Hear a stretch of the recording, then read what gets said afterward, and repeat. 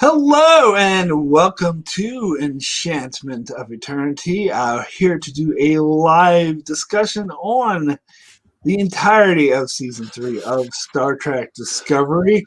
I have time traveled 1,000 years in the future for this discussion, and joining me is the woman whose screams will not cause all dilithium in the universe to explode, Alyssa. Thanks so much for joining me, Alyssa.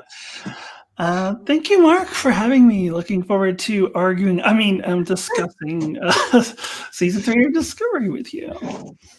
All right, cool. So let's start with our overall thoughts of the season. I'm really curious to hear your thoughts on this. I want to ask the question, do you think that Season 3 is definitively better than Season 2? Well, yeah, and if I can just go ahead and go into my thoughts for the season, sure. because I was going to lead off with that. Yeah. I saw in your review you mentioned your mother, which is also my mother, like saying that it was her least favorite season, and that just reconfirms that I pretty much disagree with our mother on every show that we've ever both watched. Like anytime we both watch a show. I will say she's obsessed with the show Outlander at the moment. I fucking hate that show. Yeah. So I just didn't watch that based on your description of it. So yeah, we continue to disagree on everything. So, to me, this was very clearly the best season of Discovery. There were improvements in really key areas. And you may point out otherwise, I will probably disagree with you, but personally, I didn't see anything that they did well in seasons 1 or 2 and then regressed and didn't do those things as well in season 3, whereas there was plenty of things where they improved upon from previous seasons. There are obviously still things that the problems they still have. The sentimentality is a big one. You always point it out, and I agree with that.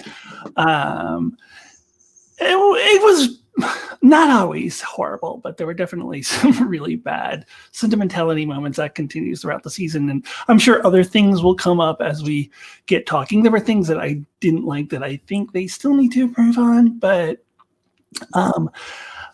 the main things that they did improve on is we talked about this in the mid-season discussion about how I was just like, oh my God, they better not make the burn be all about Michael Burnham. And that, I don't think that the resolution for the burn was mind-blowing or anything, but I think I didn't hate it as much as you did. I didn't think it was terrible. But the main thing I was looking for there is for a maturity in the writing, showing that we do not always have to make every fucking thing about Michael Burnham. Like season 2, Michael Burnham is the Red Angel. The whole universe is centered around Michael Burnham. I was pleased that they did not do that, and even actually tied the burn solution, whatever you think of it, into the Sobru story character arc, actually. And it also wasn't all about Sobru either. I thought that was good. And the other thing that I think they really improved on is genuine connection between the crew. Like they tried to manufacture that in season 2, especially with the Arium nonsense. And then like how they had the scene with Tilly and Arium, like the flashback. Oh, they're all buddies and they're hanging out in the cafeteria and laughing. We never saw that. They just made that up. So it was forced. And even in the finale when they all, agreed to give up all of their, everything they know in their lives for Michael Burnham. I don't know. I may not have said that last year, but now upon reflection, like, I don't know if I buy that there was that deep of a connection between like Detmer and Bryce and them cared about Michael Burnham that much that they're willing to give up their whole lives for her. I think I did mention that last year. You think you mentioned that? Yes. Yeah, and I may have disagreed with you then. I don't know, but I do think that now, upon reflection. But to me, and maybe you disagree with this, but in season 3, I felt more of a genuine connection with the crew, especially in that dinner scene earlier on, but also in the last couple of episodes. They just felt like a crew, like a team. And I don't think we're ever going to get like Bryce's backstory or whatever. But at this point, I don't think I need it. I just wanted to see that they're a crew. They're a crew that's together. And I felt like I saw that. And honestly, to be perfectly honest, like, I don't know if we want to see more of some of these characters. I think, like, Detmer, I think that lady who plays her is a bad actress. Like, when they did give her more lines, she was very robotic and stiff. And I don't know that we want to see more of them. So I don't know how. I think they were. And I think those people were hired to be background characters and not be huge speaking roles. So we may not get a lot more of most of them. But which is fine. I just wanted to feel like that they're a genuine crew. And I got that in season 3. So to me, it was, I hate when other people say objectively, but it seems like if you were to analyze everything in season 2 and 1 and compare it to season 3, it just seems like it's improved. Now, was it the Next Generation season 3? No. And to a point you brought up earlier of where you would rank Discovery, I don't feel it's fair to rank Discovery against Star Trek shows that have completed their run where you can look at the full picture. You cannot do that yet with Discovery. So I'm not ready to make a full comparison because I need to see the whole thing before I can compare it to Enterprise that completed its run, TOS completed its run. However, if I was forced to, I wouldn't make it the last show right now, the worst Star Trek show right now. But I would need to see the full picture. They could do their Next Generation season 3 in season 4 or 5 or 6, or it could never happen. But so far, I still think it's a solid, good show, and I think season 3 improved. So that's where I'm at. And go ahead and give the opposite point of view because I know. Well, I don't think my point of view isn't that like polar opposite. It's definitely a bit more negative. It's not like I completely and utterly disagree with you, because I can definitely see where you're coming from in a lot of places. Now, I just want to jump in the chat because Scooter St. William asked, "Will Sobru be back for season 4 of Discovery?" That has been confirmed as an absolutely yes. The actor, what's his face? I'm blanking on it.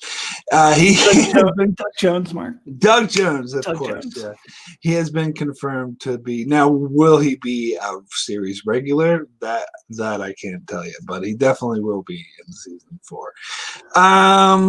And because I know some people speculated that the reason why he wasn't the captain at the end is because Doug Jones didn't want to do the show anymore, but apparently that's not the case. He's definitely confirmed to be back for season 4.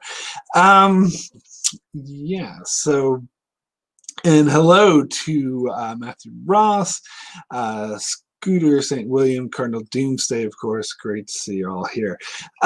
So, God, there was like so many things you mentioned, Alyssa, that I wanted to touch on. Now I've like sort of forgot them all in my head. I will say that I don't think that the shows this season has gotten worse than previous seasons. Like, I wouldn't say, like, you mentioned our mother who liked the first 2 seasons better. I actually also disagree with her, but I'm kind of stuck on like which season I like better, season 2 or 3. To me, they're kind of on par, and it's hard for me to say which one is better than the other. It's not so much that I think season 3 got worse, because I can't think of any particular areas that it fell back or got worse on. But for me, it hasn't really improved that much either. Like, it seems like a lot of the main issues. I mean, you mentioned the Michael Burnham thing, and yes, that's a good thing. But most of the main issues, such as the sentimentality, such as the not using the mystery box storyline throughout the series, throughout the season, and the serialized storytelling, those were my main issues with the show, and I think that it's still there. And I was actually really hoping that it would improve. Like, to me, like, I was, my main hope was that it would be a Next Generation season 3 or an Enterprise season 3. But that was just a hope wishful thinking hope. I wasn't totally expecting it to be. So it's fine if it's not that. But I did want it to improve a bit more than it did. Like, to me, it's only a slight increment. And then when it improved in areas such as the Michael Burnham thing, to me, it kind of had, like, I don't know, some more flaws than season 2. I don't know. Like, the whole... Well, I don't know. It's hard to say because I hated Osira as a villain, but I also hated Control as a villain, so I guess that's the same. It seemed to have the same flaws, and like there were like nostalgic callbacks in season 2 with Pike and the cage or whatever was great, but also the nostalgic callbacks with Spock and in season 3 was great. So I don't know. To me, it seems pretty on par, and I'm kind of stuck, and that's why. And I don't. To be clear, I didn't hate this season. I don't hate this show. And when I mentioned that I thought it was the lesser of all the Star Trek shows, it's because I love all the Star Trek shows. I know you would disagree because you don't have as high an opinion on Voyager as I do, or probably Enterprise as I do, because I fucking love season 3 of Enterprise. It's probably one of my favorite seasons of all time. So, I mean, that's not... Just because it doesn't rank up with those established shows doesn't mean I totally hate it. I still think it's a decent show, but a couple years ago, we did a discussion with Wes, who asked us if we would still be watching this show if it didn't have the Star Trek title. And I answered absolutely yes. And I stand by that.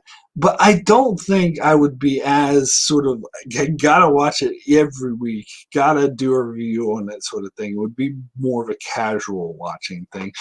Because I do like this show. For me, like, the quality of this show, I would put on par, well, maybe slightly higher than shows like Orphan Black or The 100. Shows that I liked and I watched, but not shows I got really too excited about. So that's kind of where I'm at with this show.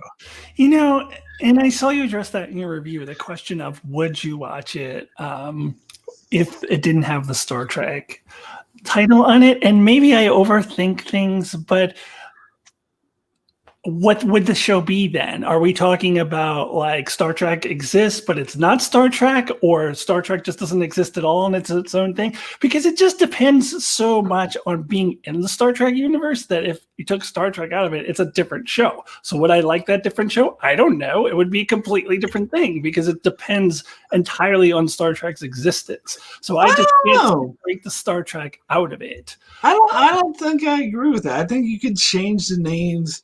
I like certainly Babylon 5. Well, just change names, say, oh, these are the Orville's done it. Okay, but if that's why I'm saying, are we talking hypothetically that Star Trek still exists and this doesn't have Star Trek in the title, or that parallel universe thing that you did one time where Star Trek didn't exist? You did that video about Star Trek 2009 where Star Trek didn't exist, which was good. Like, are we talking that? No, I'm saying talking that Star Trek still exists. Because if Star Trek still exists, then it's like, well, it's a Star Trek ripoff. Like, why would I watch this? The same way I feel about the Orville, a Star Trek ripoff. So I wouldn't watch it. But if Star Trek doesn't exist, then it would have to be a different show. Honestly, no. I personally disagree. Like, if Star Trek does exist and this show it was on, but it didn't have Star Trek in the title, it used like different names, I wouldn't think it was a Star Trek show. I would think it was trying to be like Star Wars, especially this season. I kept thinking was like, and someone pointed this out to me, and I definitely think it's true. Like, the whole setting of season 3 is similar to the setting of like the original trilogy, where the whole thing universe has been decimated, and there's like a new hope, or whatever. That hope is you, and then they have the Booker, who I really think is a Han Solo type, and then the action sequences, even in the finale, they felt way. I know there's always been action in Star Trek, but they felt way more Star Wars-ish to me than Star Trek. Mark, so you're telling me if there Star Trek existed and this show didn't have the word Star Trek in it, you would be okay with there being a captain and commander on a starship in the same exact format, and they beam down to planets together? Like, that wouldn't be a Star Trek ripoff for you? I mean, they don't really beam down the planets together that But they do. Not that much. Not, It would like, be a Star Trek ripoff. there's plenty of sci-fi shows where there's Yeah. a captain and a commander. No, it would be a Star Trek ripoff if it didn't have Star Trek. So I can't say what I would think of it if it didn't have Star Trek. But to your point about Star Wars, first of all, with Book, Han Solo is an archetype. He wasn't invented, that's the only character that's ever been like that. Yes, Book is similar to Han Solo, but that's a common character archetype. Mm-hmm. The early season stuff, I do agree with Star Wars-ish, but I didn't get anything Star Wars-y at the end. To me, it feels, actually, I felt this season was maybe not as much toward the end, but at points in the season, it felt more Star Trek to me than it ever has. Like, there are points where it really did feel Star Trek, like that I mentioned in my reviews, like some of the earlier episodes of the season, which I actually really love and stand by. But there's also earlier seasons and episodes in season 2 and 1 that also felt really Star Trek. So to me, that's not really an improvement. In fact, I would say this season felt more like Star Wars than any previous season. Yeah. Maybe not Star Wars. Maybe I should say the Kelvin movies. I had a really strong Kelvin feel in the finale, in the last 2 episodes. Well, obviously, I disagree with you because I hate the Kelvin movies. Well, I hate the first one, so to me, it's not a good thing. Yeah, but I just wanted to point out in the chat, Cardinal Doomsday saying Osira is the Wicked Witch of the West, because I've thought that too. That she is the Wicked Witch. Like, if she just said, "You and your little dog too," like, it just would fit right in there. Oh, that's it. I was trying to think who exactly she reminds me of. You hit it. That's what I've been thinking of. Yes. Yeah, no, I agree with that. She wasn't a great villain, but we'll get into that. One more point I wanted to make, though, before we get into that I forgot to make, is that I do like that they are 1,000 years in the future. I have always said that the show always should have been set in the future of Voyager. I've always thought that, not necessarily 1,000 years, but I always felt like it needed to be not before Star Trek, and it was always, or before the original series, and it was always bumping up against canon. And I think it'd be hard. I know you've said before, Mark, that it would be possible to do a show in that timeline and not bump up against canon. I think it would be very difficult. We'll see with Strange New Worlds how they and I don't know. And not only do I like that it's set 1,000 years in the future, but I like the world building in season 3. I like what I found it interesting that there's sort of a post-apocalyptic kind of setting. I found that very interesting, rather than just, the Federation is now the greatest thing in the entire universe. Now everybody's in the Federation, even the Klingons. We didn't even hear about the Klingons in this season. Which is fine by me because Discovery's kind of the Klingons. but anyways, I also like that about season 3. I think they're purposely trying to avoid the Klingons because I don't think they know what they want to do with the makeup change yet. I think they're regretting that makeup change now. Because, and that's one thing I do like about season 3, all the sort of, not Easter eggs, but sort of callback where you see like a Cardassian in the background or like a Bajoran and Trill. So they're obviously staying true. All that makeup is exactly the same. So yeah, I think it was one of our Expanse discussions, actually, where we said that the Enterprise theme song is the worst thing Star Trek has ever done of anything. Yeah. The Klingons in Discovery is probably a second. Absolutely. I was actually planning on doing a video where I named the top 10 worst things, and the Enterprise theme song is number 1, but the Klingon thing would be up there. It's in the top 3 for sure. Yeah. Along with the whole Star Trek 2009 movie. Anyway, there was a comment in the chat I'm just trying to find. Well, there's one that I wanted to address. I don't know if it's the same one you wanted to address. Okay, well, if you see it, go ahead and address it. Yeah. So the one that I'm looking at is right here on the screen. It's J. Kamen 99. Why aren't there 300-year-old holographic life forms running around with mobile emitters? I feel like that was like addressed, not in the show itself, but like in the ready room or something, like early on in the season, or maybe an article that I read with an interview with one of the showrunners or something. I feel like they had some explanation for that, but yeah, that's true. It's like why is not holographic technology in general more or advances the Doctor? Why are they all not running around with mobile emitters and sentient? Or was that ever addressed in the show? I don't remember. I don't remember that ever being addressed in the show. But I never I don't know. I don't know. I don't really ask questions like that. I don't know. Yeah, God, I still can't find that comment. It was like, oh, here it is. Okay, the space people said the turbulent fight was very Star Wars, according to my wife, who has seen very little Star Wars. That scene in particular is actually what really, really reminded me of Star Wars.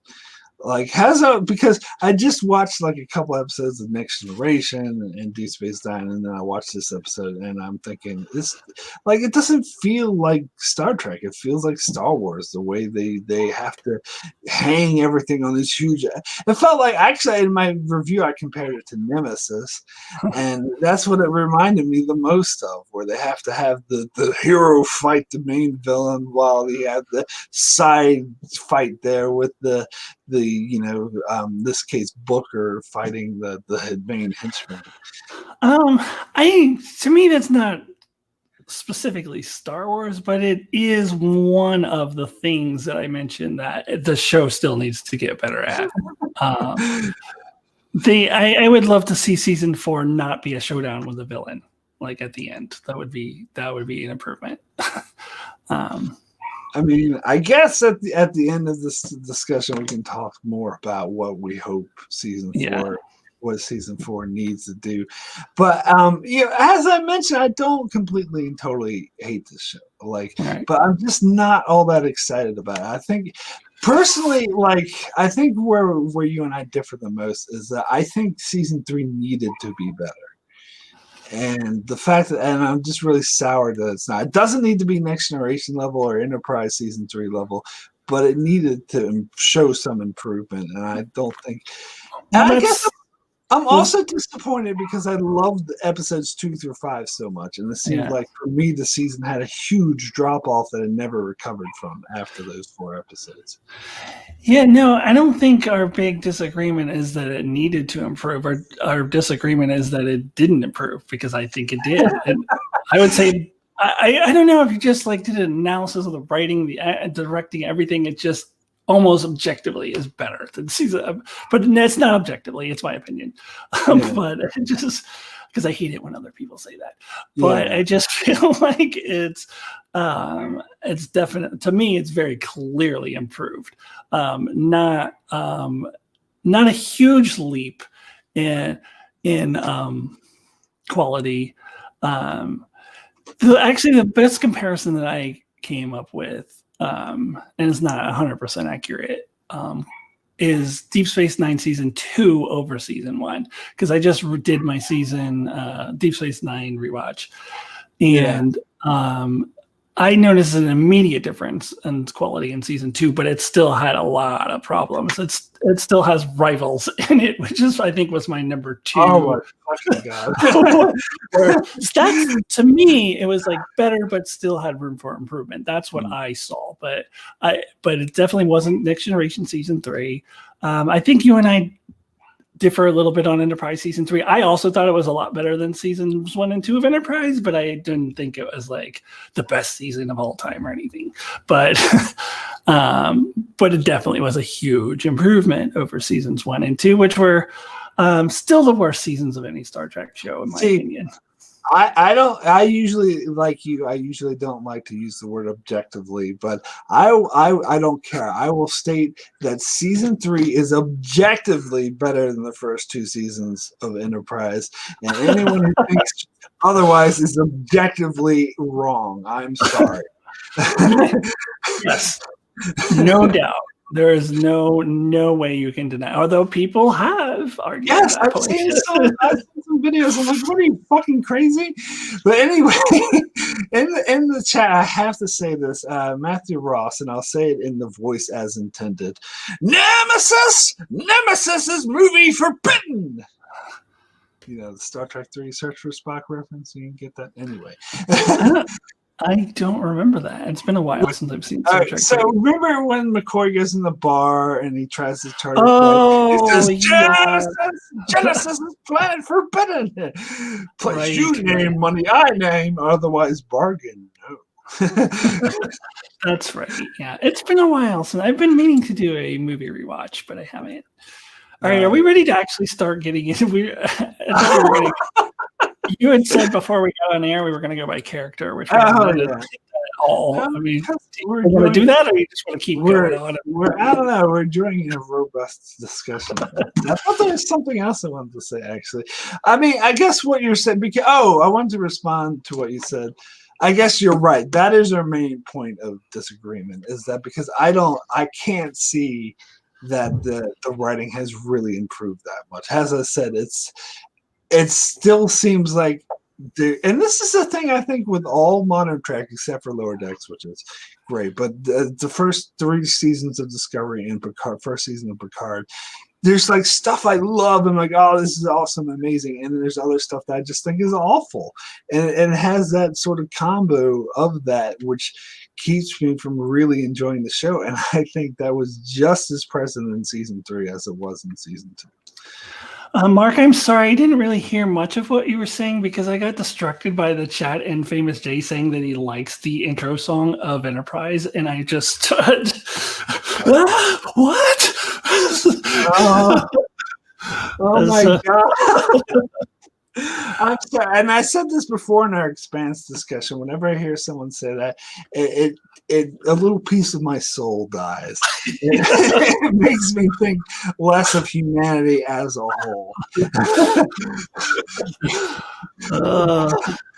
But anyway, Dawn of Ice and Fire shows up. Hey, how's it going? Can this show just die already? All right, Don, I always know you're a huge fan of this. Don, you can stop watching. Nobody's putting a gun to your head.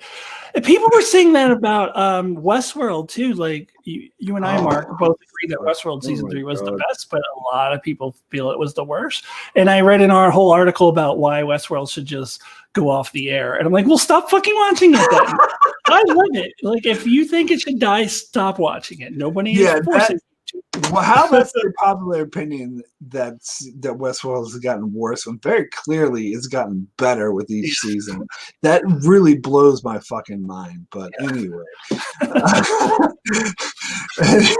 Okay, fine. Let's go ahead. Let's get into some specific characters and actions. You know what? Fuck you, show. I'm not going to start with Michael Burnham. Let's start with someone weird like, I don't know, Adira. Like, let's start with a new character introduced, Adira. Now, I'm curious because I think, I might be mistaken, but I think if I'm not too mistaken, you implied in one of your comments that you thought the storyline didn't quite work. Am I correct? I guess I'm incorrect. Okay, so all right, go ahead and give me your thoughts on her storyline. No, the only thing I may have said is that I wish we got more of her. Yes, yeah. She kind of, or they, I should say. I'm sorry, they. What kind of horrible trans person am I using the wrong pronouns for someone? They were out of the show for a bit, and then especially with Gray. I mean, we can talk about Gray too. They're kind of tied together. Yeah. Oh, right? Yeah. Absolutely. Totally. Yeah. There's no reason to separate. I don't know. Like, I don't know that I love the explanation for him disappearing. It's like, I don't know. It was a sad whatever. Like, well, where was he? Was he in Ghost World somewhere? And they still really haven't explained that full thing. Like, what is he? Like, I don't understand. But that's actually not a big deal to me. The only problem I had with their storyline was that they disappeared for too long out of the story. But when they were in it, especially at the beginning of the season, I thought it was a very strong character, and I thought that the relationship that was developed between them and Stamets and why did I just forget his name? Culber. I wanted to say the actor's name, Wilson Cruz. I thought that was actually earned when Stamets at the end said that he had a kid. Like, I actually bought that he felt that way. I thought that I love the relationship that they developed over the course of the season. And there was a ready room, if you can stomach how obnoxious Will Wheaton can be sometimes. I can't. That's why I haven't. Yeah. He can be really obnoxiously enthusiastic about every little thing. But I do like some of the interviews. I still like some of the things. There was one where he interviewed the two actors that play Gray and Adira, and they talked about how in real life they have their little queer family on set with them and Wilson Cruz and Anthony Rapp. And this shows, like, it bleeds through into the story as well. So I actually really love this character, actually. And I think and I also feel like it was I liked their treatment of the first truly trans characters in Star Trek. There's been discussion about the Trill, which is ironic that she ends up or they end up getting a Trill symbiote because the Trill have been. Gray is a transgendered Trill. Yeah, Gray was actually a transgender Trill. Yeah. So they're mixing. I like that because a lot of people saw Trill as an analogy for transgender, but that's what I mean. Yeah, that could be a whole other discussion. I never really quite felt like it was a one-on-one analogy, personally. But this is like we actually have trans characters and non-binary, which is like unheard of almost in any kind of mainstream medium, because non-binary is not really talked about at all. So I like the treatment of that. I like these characters. I just wish that there was more of them. So I just hope that they can focus more on them in the next season. All right, so Matthew Ross says Adira was wasted and felt added just to say the show had a trans character. There was no development and they kind of disappeared. I disagree with that. I actually thought that they had a lot of development. Yeah. At least at the start of the season. As I said, like, I still really like those episodes 2 through 5. And when they introduced Adira and their storyline and their sort of quest, and I guess I agree with you, Alyssa, that I thought that they Adira kind of just disappeared in like that mid-season, and I think that the show should have focused on them more. But I liked their inclusion at the end of the season, and I also totally agree that I love their relationship with Stamets and Culber. In my review, I called him Colbert because I was just watching Stephen Colbert. But anyway, I like how they had that list. Like they were sort of treating them, and how Stamets kind of even said this, that Adira was like sort of the, like he felt like there was his child or someone that sort of saw himself as a fatherly figure to them. But I've heard I heard a couple of reviewers saying, "Oh, that was disgusting. That was not earned at all. That was ridiculous. Why is he all of a sudden Adira's father? That makes no sense." I'm like, I disagree with that. I think that makes perfect sense. And one thing I really loved was how when Adira said that they were seeing gray, like Stamets immediately was like, okay, I believe you. Oh, and started like and talking and addressing Gray, and I love that because most shows would be like, "Oh, I think you're a bit crazy" or something like that. I love how he just immediately jumped to instant, and he wasn't even patronizing her. You could tell that he actually did believe them, which I really liked. Yeah, totally agree. Totally agree on that, and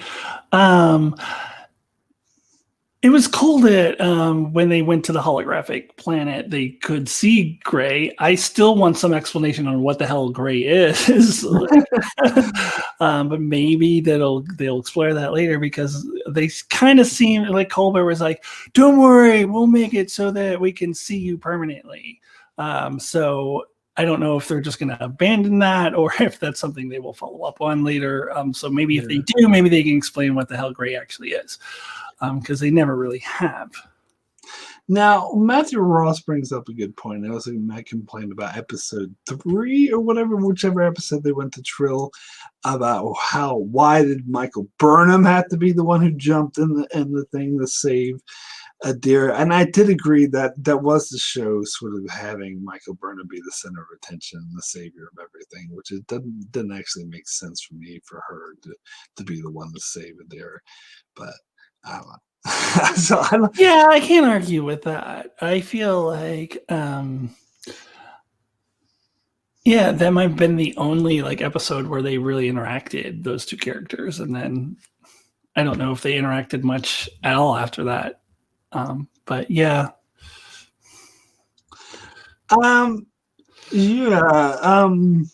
I was gonna say something negative, but I kind of lost.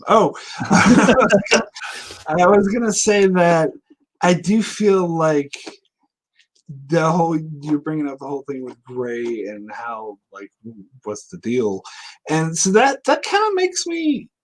I think that is a flaw in season 3 that they introduce interesting storylines, but they don't really explore them very well, and things just happen, and oh well, who knows, and they just happen without any sort of exploration or explanation on why. And I just think that is writing that needs to be tightened up, personally. Yeah, particularly with this this particular storyline. I'm sorry that people keep texting me and it's making a loud dinging noise. But especially with this particular storyline, definitely. I don't know if there was a lot of other areas, but yeah, that's something that could be tightened up. I agree. Yeah, I mean, JC or Jade Cameron or whatever it's called, 99, sorry for butchering your username, but in the chat pointing out, remember when Ezra was talking to Dogan to solve the murder mystery in season 7 of DS9? His name wasn't Dogan, that's the dude from Lost. I'm trying to think of what his name was, but I can't remember, but that episode sucked. Wait, what? What episode are you talking about? So there's an episode of Deep Space Nine in season 7 where Ezri was trying to solve this murder, and Duran. That's his name, Duran. So she evoked the spirit of one of her previous hosts who was a murderer, Duran, and he was like, "This is what it's like to be a murderer." Whatever. So apparently, so I guess the commentary is suggesting that perhaps that's the same sort of deal with Gray, because apparently Trills can just do a weird Trill ritual and then all of a sudden summon a past host to be there with them. I just have to address Don Willie in the chat because he keeps making comments about how Michael Burnham has to save the day. You must miss the beginning of it. I think they improved in that they didn't make the burn all about Michael Burnham. So not everything is always about Michael Burnham anymore, but they still do that sometimes. But not everything always has to be about the Michael Burnham. Like Michael Burnham was the Red Angel. this year if they had made it, oh, Michael Burnham calls the burn and now she's got to save the burn, which is what I had heard theories they were going to do that. They didn't. So they've improved. So shut up. Yeah, I mean, I think they could improve more though, because she's still, especially she did save the day at the end. Like she was the Bruce Willis, John McClane. No, but I don't feel like she really did. Like I feel that she was going around being Bruce Willis, but she had that boss fight with Osira and killed her. Yeah. Yeah, but I guess I'm thinking in the episode where she was being Bruce Willis, she didn't really do anything. Didn't she ejected Stamets? She ejected Stamets, yeah. But she didn't. And she killed like a bunch of the regulators and said, like, you're gonna need more regulators. Yeah. But anyway, we're not talking about her yet. Let's actually talk about, since we're on this subject, let's talk about Stamets. And the main thing I want to talk about with Stamets is that scene that we just referenced where Michael Burnham pumped him out into space, and that he was freaking out because he wanted to go back to the planet and save I believe they're married. Yes, I believe they're married. So I would say his husband, right? Yeah, they were married, and then I guess they never really got divorced, even though they were kind of separated for a while. But I think they were married or are married. All right. So yeah. Well, anyway, he was desperate to go back to the planet to save his husband, who he thought of as his child or offspring or whatever. And I love his like venom, how he was freaking out at Michael Burnham, was like, "We went to the future for you and your blah blah blah," and how she's like, getting like this to me. And I talked about this is the show improving. This is a scene I love because this is what I talked about the show always doing over sentimentality. But this scene, I actually thought the melodrama or the sentimentality was earned. Like I totally bought that he would be freaking out. And again, this is sort of showing Burnham as maybe not a perfect person, as having the bad side of how she's just totally, but Burnham's doing what's necessary. And I actually think this is a great character improvement, because in season 2 she refused to do what was necessary and kill Arium because of her personal feelings, and here she was willing to just, even when her friend was in so much distress, just go against his wishes and spit him out. Which, I mean, if Colbert and Adira died, like, he would never forgive her. Like, so I thought that was great drama. That was extremely well earned. Just your thoughts on that? Yeah, I absolutely agree. I think that scene was actually one of the strong points of the end of the season, if nothing else.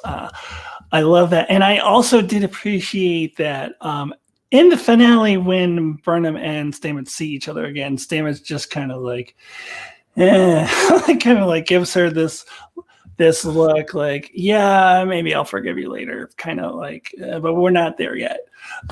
Kind of like, and I like that. I like that.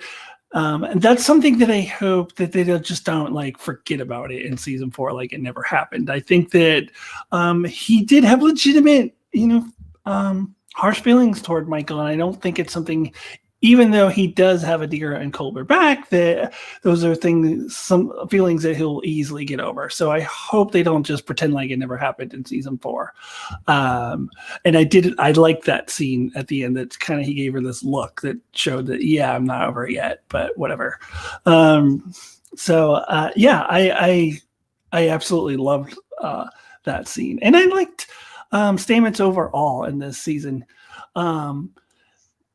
And his relationship with Adira. I think that was a strong part of the season, the relationship that he developed with Adira. But yes, absolutely. Yeah, I feel like we already touched on all that. So if you want, we can go ahead and move over to let me talk about Booker, because I gotta say, since we're on the subject of like the spore drive, whatever, and they ejected Stamets, so they ended up being able to use the spore drive with Book. I don't know how I feel about that, and especially like the way they just all of a sudden like the guy. Oh yeah, I fucking hate that guy. This is that guy who was like in the wheelchair or whatever, who was like couldn't see that Osira or whatever was a mustache twirling villain. Oh no, she's good. Like that's such a cliche storyline, which I think they really half-assed, and I just really couldn't stand that character. But anyway, I'm going off on a tangent. Let's talk about Book. Anyway, so how he just Book can use the spore drive, and like I don't know, something about that really rubbed me the wrong way. But if I'm talking about Book as a whole, like I'm hot and cold on this character. There's some things I think really work. Like I think his relationship with Michael Burnham works. I like the interesting dynamic of not being a Starfleet officer, being more, but still being an ethical, good person and working with the Starfleet crew. I did like that dynamic. But again, other parts of it is like he's the token hot guy for Michael Burnham, and that he is the Han Solo type. And now you mentioned earlier in our discussion that it's just an archetype. I think this goes beyond that. I think because there are characters like what's his face from Firefly and other characters who evoke that Han Solo archetype. I think he is too specifically much like Han Solo, especially the way he was portrayed in that first episode. But that's just my opinion. Well, I'll start with the spore drive thing because that is the area where I do agree with you on that. I think they could have developed that more, and in general, I think they should have developed his empathic powers more. Like it's mentioned in the first episode, it comes back in that episode where they go to his home planet. It's not always present, it feels like. So you can I think there's probably entire episodes in which he appears and they don't mention that he has these powers. So I feel like the spore drive thing would have been more satisfying to me if they had built to it more. Part of that would have been developing his empathic powers more and making it so it doesn't feel like it's out of nowhere when all of a sudden, he's got these empathic powers. He can run the sport. So that is definitely something that could have been done better. But as far as Book as a whole, no, I really like this character, and you've mentioned and you mentioned in your reviews as well how you really like his relationship with Michael, and I think I like Book Michael much better than Ash Tyler and Michael, especially season 2 Ash Tyler and Michael relationship. So I thought that relationship worked really well, and I thought I can see the Han Solo archetype in the first episode, but I feel like he definitely grows and moves a little bit away from that and becomes a little more than that. So I don't know. I don't. That part didn't bother me as much. Overall, I actually really like this character. Really like this actor. I like his dynamic with Michael. But the spore drive thing, that was kind of out of nowhere, and I wish they did explore his powers more. Yeah, and sometimes it seems like they use his ship as a magical go-to, like whenever, and the ship seems a bit, I don't know, like magical, like it could do it all. But I guess it is, from 1,000 years in the future. But I don't know. But I was a little annoyed with him in that episode where he took his ship into the that nebula and like was risking his life, and he risked Grouch's life unnecessarily. Like he couldn't have beamed his cat into Michael's quarters or something, or Tilly's quarters. Like he risked his cat's life, not just his life. But anyways, well, that cat. Well, I do like the cat. It is cute. It's a Maine Coon cat, but it should be a Norwegian forest cat. They're much better. Anyway, if you're unfamiliar, that's the type of cat I have. If you guessed that. But anyway, and they're similar. They're like cousins, the Maine Coon, which is why I bring it up. But anyway, your cat wasn't behind you. Was behind you earlier. She's gone now. That was my other cat. Oh, your other cat. Okay. Yeah. All right. Anyway. Anyways, what was I saying? Book. Yeah, there was those 2 episodes that I didn't like, and especially the second one when he went to his family, because it felt like it was just repeating most of the same notions of the first episode, like, oh, this is Osiris, and I guess we'll get into her next. But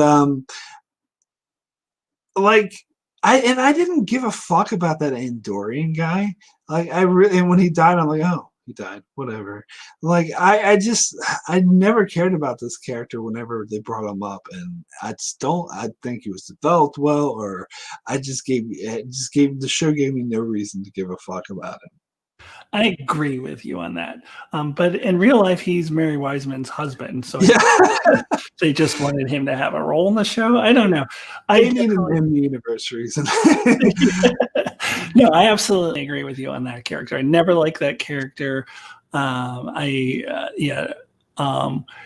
just kind of got used to the fact, okay, he's there. But like in the first episode that he was in was like, why do I care about this guy?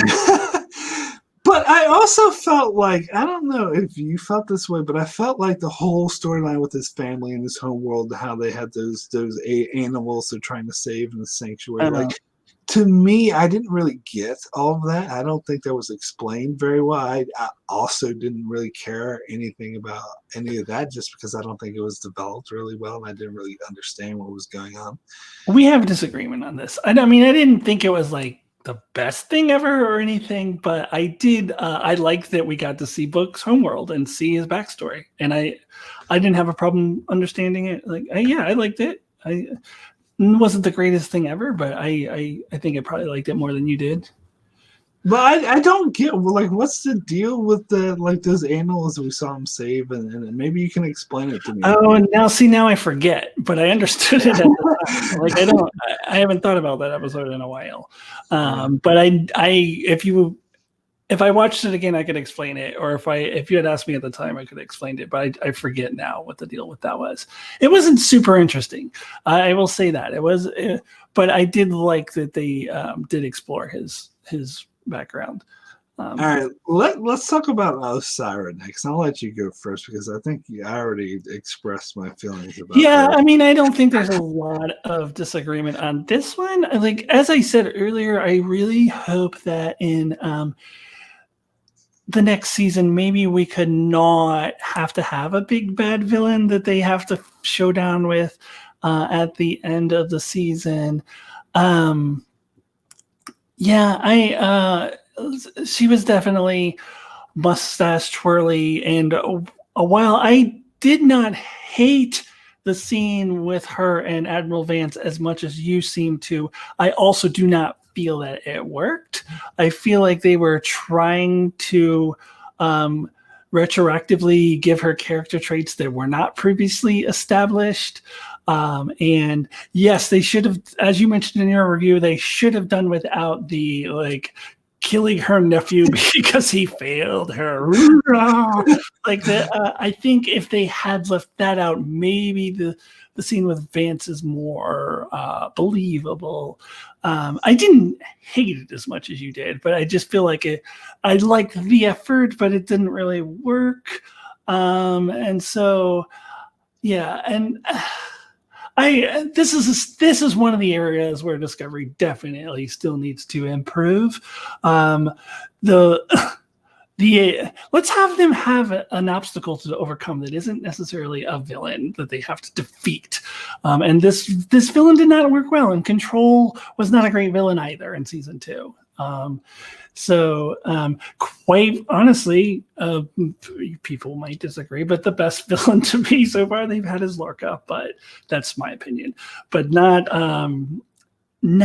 Osiris. Osiris was not a good character, and what was the point of her? I don't know. I hope that's the next thing. This season, I wanted them to not make the burn about Michael Burnham. Next season, my goal for the show would to be not to have this mustache twirly villain that they have to defeat. I'm done with that aspect of the storytelling. So yeah, I'm not a huge fan of Osiris. You might go off even more on her than I did, but I'm not. I mean, you pretty much made all the points I would make. It just seems that it doesn't bother you as much as it bothers me. Like, it really bothers. Like, I think this is a huge flaw in storytelling. Like, the whole they were inconsistent with her. And the whole thing with like the chain in that episode, they're like they have like all these scientific institutions, scholarships, and all these organizations, and they have commerce and they own these space stations, but then Osiris dies and the whole chain falls apart. Like, what? Like, I didn't get. Oh, I must have misunderstood that because I thought the chain was still a thing. I didn't get the impression that it's all falling apart. no, because other reviews reference this too, so I'm pretty sure I didn't mishear this. I must have been the one who misunderstood then. Yeah, because I'm pretty sure. Then yeah, that's true. Yeah, because I'm pretty sure at the end of the finale, the Vance or someone mentioned, "Oh, the chain is falling apart now with Osiris dead." I'm like, seriously, like, and so just her whole storyline because they betrayed her. The killing the nephew is like one of the most egregious example, like cliche example of having making her such a cliche villain. But then it got even worse. I mean, not worse, but I mean, all her other scenes were sort of, that was the worst example, but all the other scenes and all the other episodes that she was slave trainers, she's seen as this real evil. And all of a sudden, it's like, I want to negotiate for her. Can we do this? And it's like, that doesn't fit. It doesn't make sense. Like, they need to be more consistent with the writing. Like, they need to portray her as a sort of a villain. They could have her be a villain, a bad guy who ultimately is not, whose motivations you would not want her to win or whatever, but have her be more understandable, relatable, like the great Goldie Cott, and have like where you can, even though you think they're wrong and you root for them to lose, you can see their mindset and it's more consistent. Where here she's just like wanting to be evil in the way she like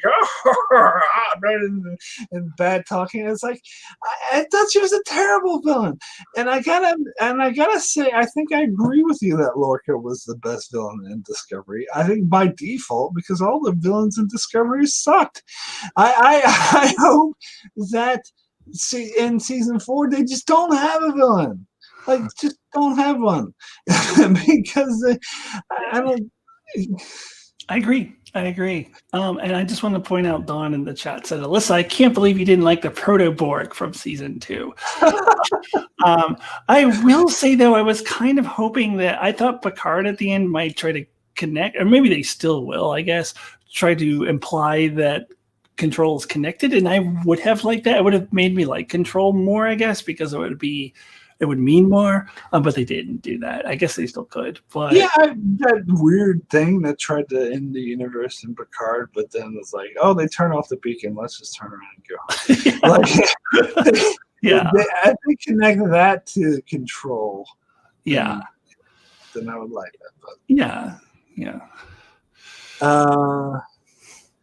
I don't understand that reference, Colonel Doomsday. Send Osiris to the cornfield, I say. Is that a Wizard of Oz? I don't get it either. I don't agree with you, Don, saying season 4 villains will be the Klingons again. I think they're shying away from the Klingons. No, I think they have they are tired of hearing all of the complaints from all the fans because they ruined the Klingons, and I think they know it and they're moving on. Ash Tyler and I think Lorel as well is going to be in the Section 31 show. Yeah, it would make sense that Ash Tyler would be in the section. This is a show that, why are they doing it when absolutely nobody wants it? Like, I have never heard any fan say, yes, do the Section 31 show. Wait for it. Everyone that I've ever heard says, Section 31, really? Like, no one is excited about it, and yet they still seem to be moving forward with it for some weird reason. Well, since we're on that topic, let's talk about Georgiou, which is, I don't understand why they didn't just leave her in the 23rd century with Tyler. Like, she was totally superfluous. Like, she would have like a smart ass comment every once in a while and try to do a sick burn. Oh, that's why I'm evil every once in a while, but really didn't contribute anything to the story until, you had that one episode where she ran off with Burnham, but then, that was just set up for her her like phasing out of control, which I don't know. I don't really buy that whole like, oh, the mirror universe is further away now. Like, I don't know. For some reason, that Well, just felt. it was a combination of that and the time travel. Yeah, and the time travel. I can thing. buy it. You can buy it. I don't know. Stretch, but I can buy it.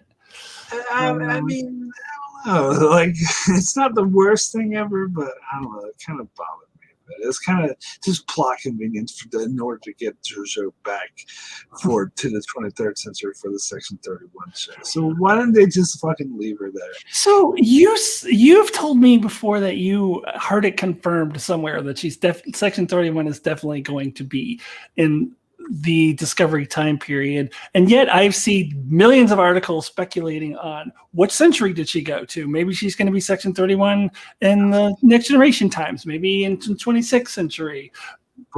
Nobody else seems to think that she's definitely going to go back. Well, that's because they're stupid. There's a lot of clickbait articles that always, and I ignore them. I get so many on my feed on Facebook about like all these stupid, oh, what's speculation? And I was like, no, and so that's what I think that is, because it has been confirmed that Ash Tubby is going to be on Section 31 show. Okay.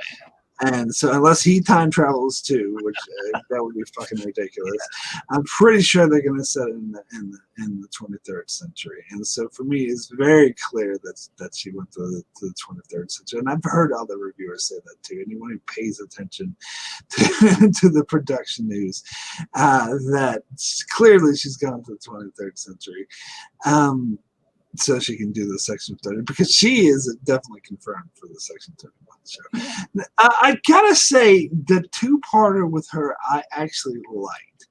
It was probably some of my favorite episodes of the season, which is, I've heard all the reviewers suggest it was the worst thing any show in history has ever done, which I think is ridiculous. Are you talking about Wes or other people besides him? I'm talking, I just didn't want to name names, but yes, I am talking about Wes. I just didn't understand that. Yeah, I actually will go farther and say I loved those episodes. Excuse me. Before those two episodes, I would have totally agreed with you that what's the point of Giorgio being there? But I loved the character development that we see, that she's on, the character change that we now can see very clearly that she's undergone, because while she's in the Prime universe, she's like always wants to start fights, and she's always insulting everybody. But then when you put her back into the mirror universe, you see, oh yeah, actually she's really changed a lot. She's evolved as a character, and she has. It makes sense. You just don't see it as clearly when she's in the Prime universe. As you see so clearly when she goes to the mirror universe. And I loved that. And I actually really loved those episodes. And I think they were a nice closure for the mirror universe. I think, I know that some people, I think, probably already thought that we didn't need to go back to the mirror universe. I thought if you're going to have the Giorgio character in the show, to go back there one more time, I think that was good. I think if they continue to try to go back there again, I think that's going to be like the Borg in the final seasons of Voyager. Like, they're just, you've beaten this dead horse way too much. But I really loved these episodes, and I felt it was good closure for the mirror universe. Well, I don't know if I would say I love those episodes. I did think they were good character story, and they almost justified her inclusion in season 3. But I think, to me, it was just a very obvious, especially the whole phasing storyline, as just an obvious excuse to get her back for the Section 31 show. And I think we spoke off air before about our disagreement on the Guardian Forever, where I thought the reveal was really cheesy, how they included some audio from the original episode. Like, I am the Guardian. Like, and when they revealed his name, it's like, so who are you? It's like, I am the Guardian Forever. And like, they don't know who the fuck the Guardian Forever is. So why is he making such a big production? Aha! I'm the Guardian Forever. It's like, who the hell is that? And I mean, don't get me wrong, I liked the inclusion of Guardian Forever, but I mean, it can transport itself and project itself as like a fat guy from like the 40s reading a newspaper. But by the way, I had to bring up this meme that I think was the funniest fucking thing ever. I posted on my Facebook page about how it shows that guy holding the newspaper and it says, "There's a sale at Penny's," which I think is hilarious. That's an airplane reference. Yeah, airplane reference. If you haven't seen that movie, what are you doing with your life? But anyway, what are your any response? Yeah, yeah, we did. I wasn't bothered by that. I thought, I mean, it was fan service, but it was for me the good kind of fan service. I liked it. I was happy with it. Now, as far as I don't remember if it was you or if I heard this from elsewhere, but I've heard the opinion that I think it was you that it was like kind of retconned that he, that the Guardian Forever can make himself a person or whatever. I mean, kind of, but we never got any information on what the Guardian Forever was in the original series. Therefore, the Guardian Forever can be anything. They can do whatever they want with it. Like they didn't contradict anything that was established. Yeah, I guess technically it's a retcon because they just thought of it now, but it's in the retcon that works because it's not contradicting anything. Like, don't get me wrong. It's not like Bashir is genetically enhanced the whole time, where Cisco's real mother was a prophet. It's not a retcon of that level. But I mean, there are sort of retcons like that where you say, well, there's nothing there to directly contradict it. But it kind of, to me, and I'm not just talking about this one, there's other ones that exist, in all sorts of television and movies and whatnot. To me, that's kind of like, yeah, sure, you can say that there's nothing there to contradict it, but for me, it feels like it goes against the spirit of what was originally established. Yeah, I don't agree because nothing was really originally established. It was just, I am the Guardian. It was established to be a portal that you could jump through the time travel. Yeah. I mean, sure, you could say, oh, there's more in the background, but I think that there's nothing. It still is that. It's just more. And it could have always been more. Transform himself into a guy saying, there's a sale at Penny's.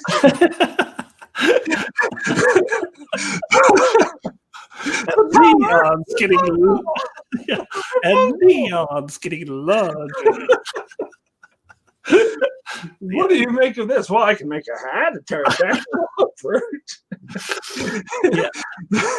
Sorry. Even though that character was an awful gay stereotype, it's still funny. Anyway. Anyways, yeah. I don't know. Anyway, I wasn't bothered by the Guardian Forever reveal. Yeah, no, the space people brought up exactly what I brought up in my review, that when Daniel was ascended and found himself in the diner, the guy was really Anubis. Stargate SG-1 I'm talking about, so that's why it sounds weird to you. That's what the guy reminded me of. He reminded me exactly of that guy, the Carl. Anyway, I mean, yeah, I will have to agree to disagree, because I agree, like, it doesn't directly contradict anything, but to me it's just like, oh, now all of a sudden it can transform itself into people. It's just, I don't know, too much for me. Or that it could have always done that. We have no idea. But anyways, I'm sorry. We can move on. All right. So let's talk about Vance. It's a character I actually really liked. I don't know if I just recorded my full-length season review of Discovery, and I can't remember if I mentioned that or the ending episode. But I liked how he was kind of the asshole Admiral stereotype, but this is a character I think worked in contrast to Asira, because even though he was the asshole Admiral stereotype, you could understand where he was coming from, especially why he was so suspicious of Discovery and Burnham, and why he would sort of reprimand Burnham at the end. I mean, not at the end, I mean towards the middle. Why he all of a sudden promoted her to captain, that's a bit out of character, but put that aside. But overall, I thought this was a well-rounded character who I think really worked. I think he really filled the role of, I kind of felt the role like similar to what Admiral Forrest did in Enterprise, where he's like the constant admiral who's there to send Discovery off on their missions, and I like that. I like that dynamic. I think this character really worked. Yeah, and oh my god, I just blanked on his name. I just rewatched Deep Space Nine not too long ago. Oh, Admiral Ross. Admiral Ross, yeah. Admiral Ross in the latter half of Deep Space Nine as well. Yeah, I really like this character too, because they did move beyond the admiral stereotype, like the asshole admiral stereotype.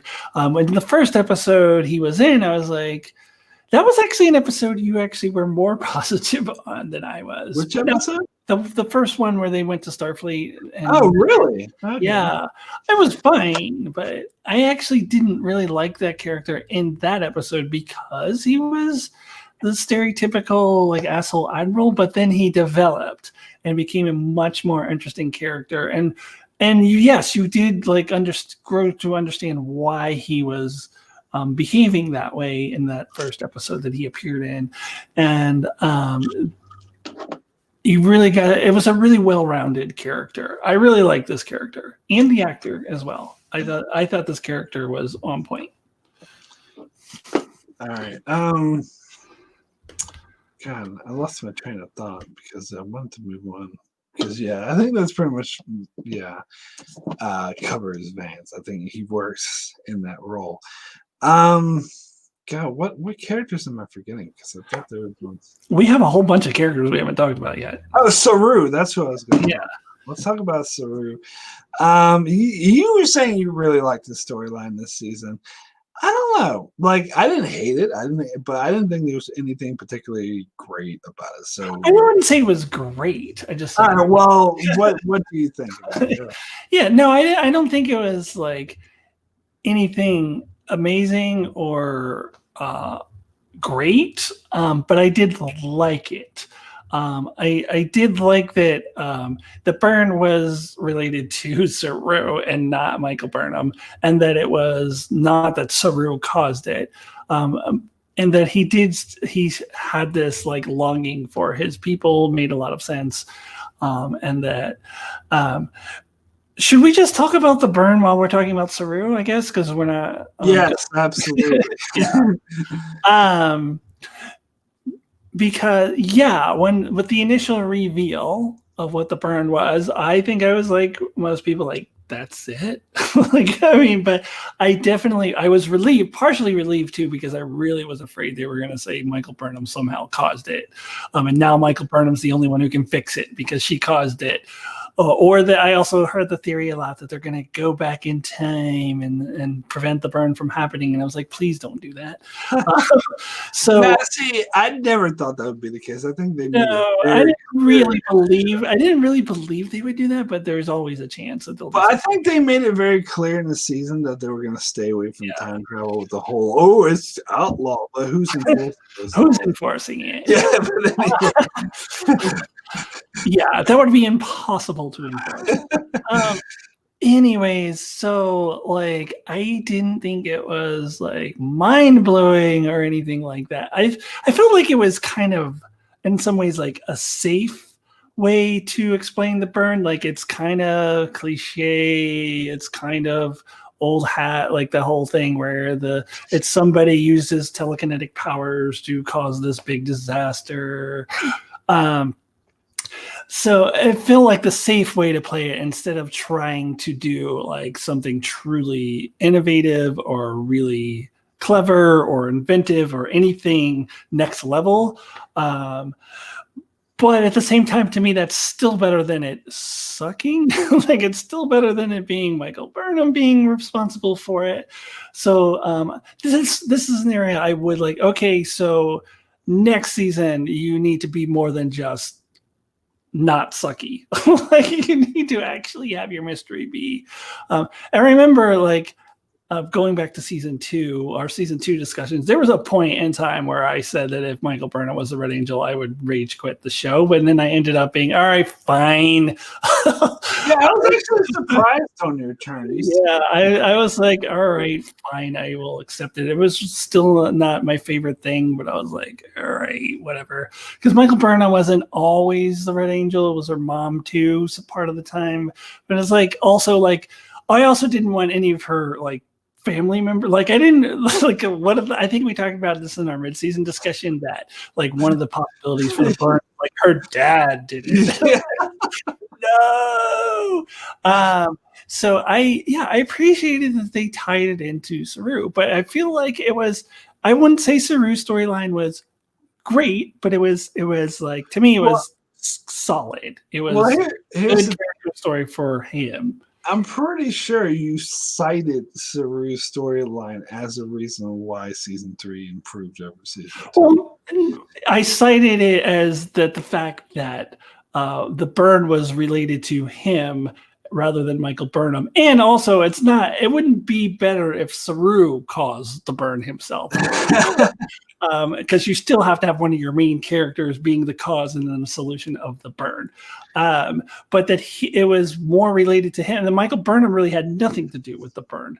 And that they tied it to Saru was much more satisfying to me. I think that's what you're thinking of, what I said. Okay. That to me is an improvement that they did that.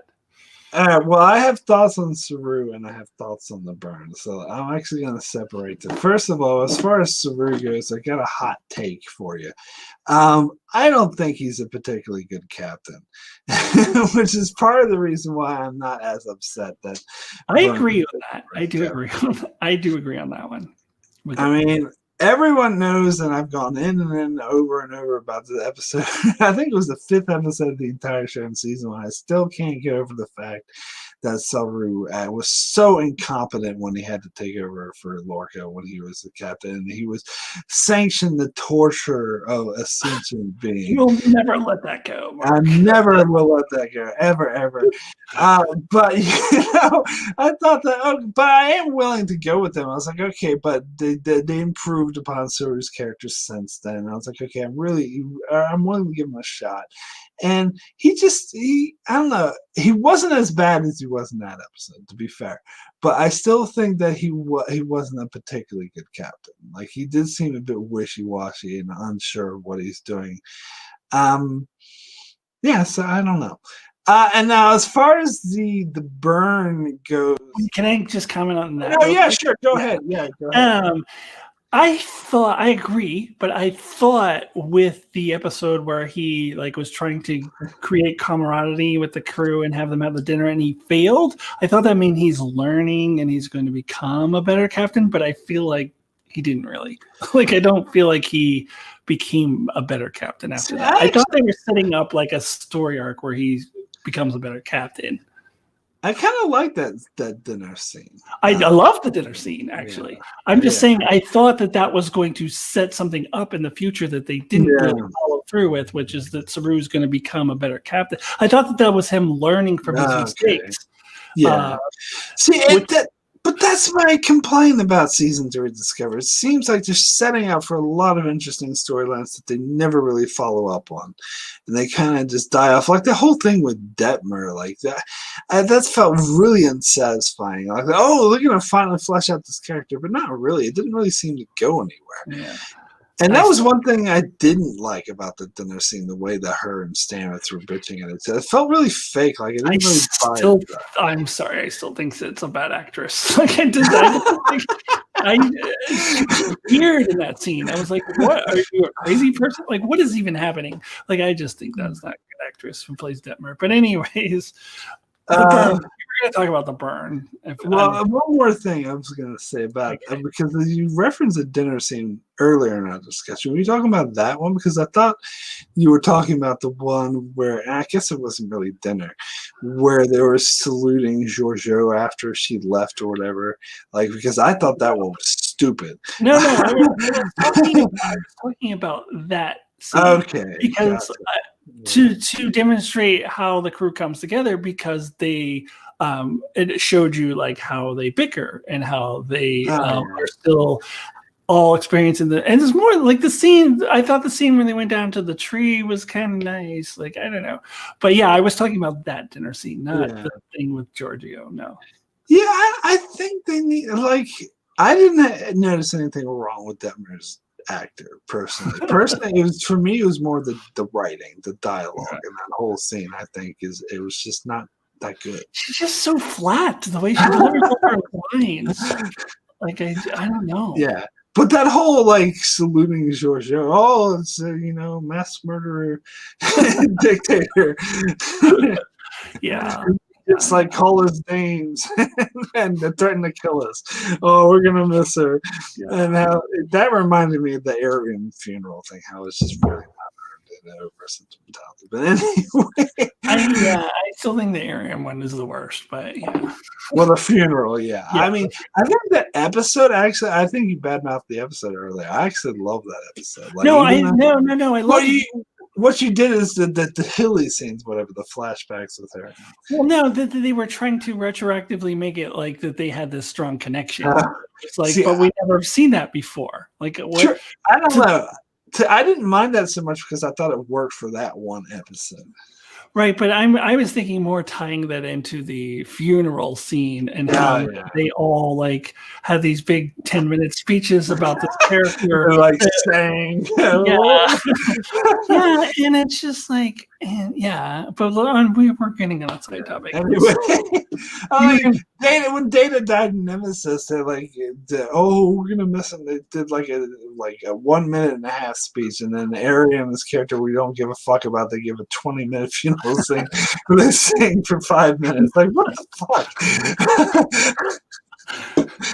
Anyways, the burn. We were going to talk about the burn. Okay.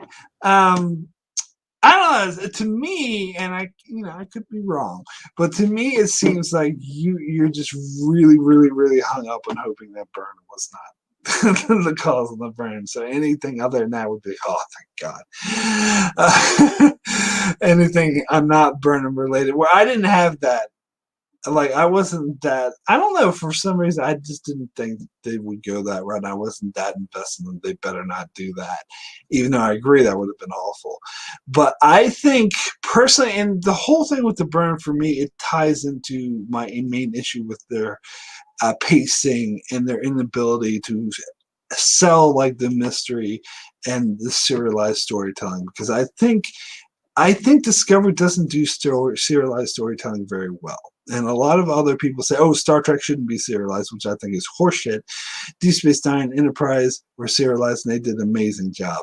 I just don't think Discovery is doing that good of a job at it. And I think, and for me, like, I think it's, again, interwoven that the season was telling me to care about the burn. That the reason why my expectations were so high of the burn is because the season itself was telling me, because that was the main thing that was tying the whole season together, especially once they found the Federation, once they got everything together. The only thread that was consistent throughout the whole season that they touched on in every episode, except for the short ones, was what caused the burn. So it seems like that was the smoke monster of the season. That was the huge what is the island of the season. That was the mystery box. That's a huge mystery. And to me, if they're going to build it up that strongly, they need something stronger than a man-child yelling.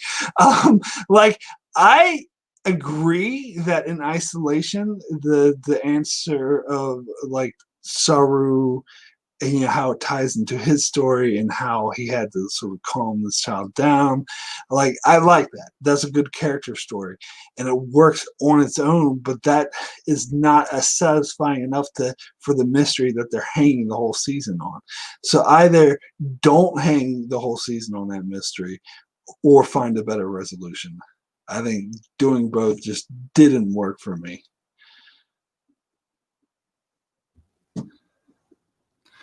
Yeah, I just think you had higher expectations for it than I did. I guess I really didn't feel like I needed a huge payoff. Yes, moving forward, in order for them to really get that quote unquote Next Generation season 3, Enterprise season 3 type season, they would really need to pay off their mystery box, as you call it, in a very big way, and they haven't yet. But to me, it wasn't terrible. Like, it was fine. Like, it was kind of cliche. It was kind of it wasn't anything that blew me away. But I guess I wasn't necessarily feeling like I needed some big, huge thing like that you seem to have expected or wanted. I honestly think that my expectation existed because the show told me to. Yeah, like the show. I didn't get that from the show. I guess I didn't get that they were building it up to be this huge, huge, huge thing. So I don't know. It certainly was important.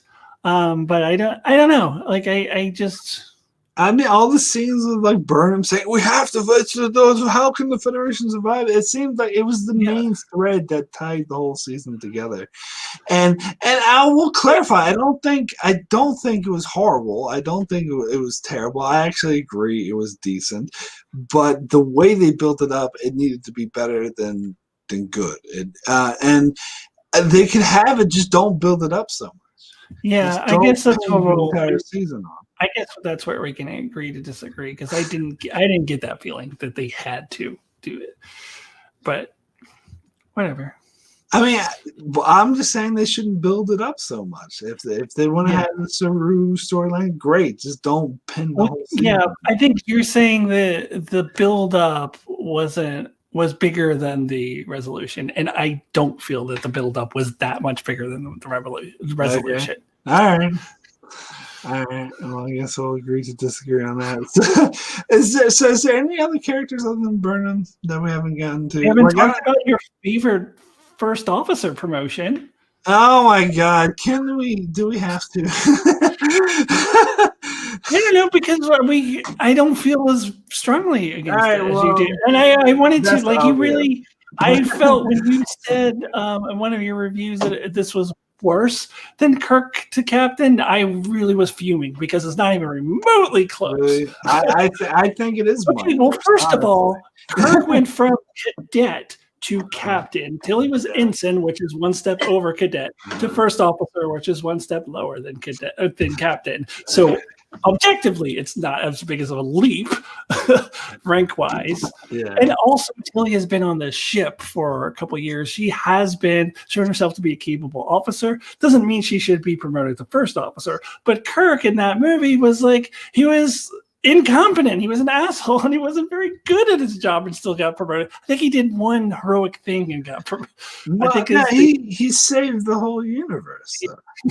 And then got promoted. Yeah, he did that. But prior to that, he was incompetent. But he saved the whole universe once, and he gets to be captain. Whereas, so I don't agree that it was as bad.